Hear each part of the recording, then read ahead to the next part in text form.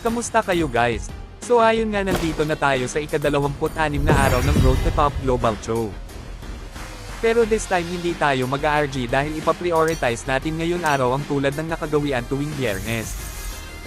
Ang MLBB Rising Open Tournament na tayo nga ngayon guys ay nasa Luzon qualifiers na at malapit na tayo sa dulo ng torneo na ito. Samahan nyo po guys ngayong araw at panoorin nyo kung paano ako magkakampyon at makukuha ang trophy ng Luzon qualifiers sa solo. Sa first game nga natin guys ngayong araw sa MLBB Rising Tournament o tinatawag din na quarterfinals ay napapor nga tayo dito guys ng di natin sinasadya. Dahil kung napanood nyo kanina guys may gusto na agad mag-roam kaya naman napilitan tayo mag-adjust at dahil walang gusto mag-jungle ay minabuti na tayo na mag-adjust at gumamit ng jungle aaman. Hindi ko nga guys kabisado yung hero na pero buti na nga lang din ay nagawa natin yung best natin at naipanalo natin yung first game para makapag-proceed na tayo sa second game. Shoutout nga pala sa mga naging kakampi at kalaban ko dito sa first game. Kaya naman guys ay magpo-proceed na tayo sa second game o sa semis na semifinals ng tournament. Semifinals na agad dahil sa tournament na ito ay 3 panalo lang ang kailangan mo para makuha mo ang championship trophy na tulad ng pagka-tournament ng MCL dati. Shoutout sa mga nakaabot ng MCL dyan guys, kung naabutan nyo yun ay ibig sabihin matagal na kayo nag-ML. So dito nga sa second game guys, to make the long story short ay nakapag-roam na tayo at magagaling ang ating mga nakakampi uli tulad ng first game. At dito nga ay tamang pangungulit nga lang ang ginagawa natin dito sa Alucard para di na siya makasama makapag-def. Sumusubok nga yung Alu dito na i-cut yung opposite lane ng Lord pero hindi niya alam na binubugbog na pala nga mga kampi ko ang mga kakampi niya.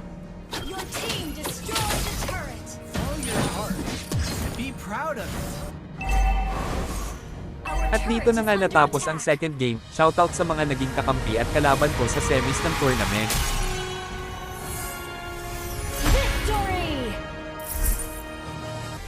Pagkatapos nun guys ay nandito na tayo sa huling tagpo ng torneo o sa finals ng tournament. Panoorin nyo nga guys kung paano ang magiging tagpo ng laban natin sa finals at kung paano din kami muntik mapambak ng mga kalaban.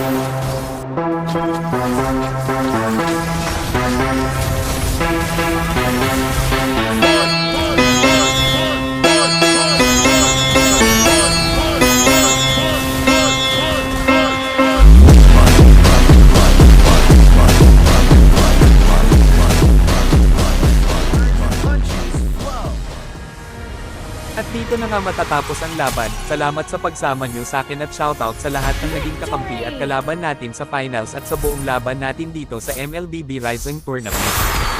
Samahan niyo po ulit guys next week para kuhain ang susunod na tournament. Salamat sa panunood at mabuhay kayo hanggat gusto nyo.